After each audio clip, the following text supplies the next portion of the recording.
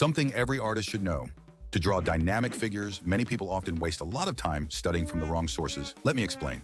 Imagine trying to get better at sword fighting in a game, but you really practice fishing instead. This is obviously the wrong thing to do, and yet we do it with art all the time. We do that by drawing stiff, life-drawing poses or supposedly dynamic poses instead of real movement. To draw dynamic poses, we need to draw real movement, studied movement, athletes, dancers, and martial artists. Draw from dynamic videos instead of stiff photo references.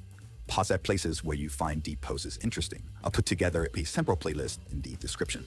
Draw consecutive motions split seconds apart so you can get used to deciding which part of the motion looks best or modifying and imagining poses that are more dynamic. My favorite is to use Adobe Mixamo. The motions are captured from real people and you can even rotate the characters. So not only will you find the best timing for the pose, you can also find the best angles. So next time you practice, try it out and let me know how it goes. Hit like if this helped and subscribe for more drawing tips.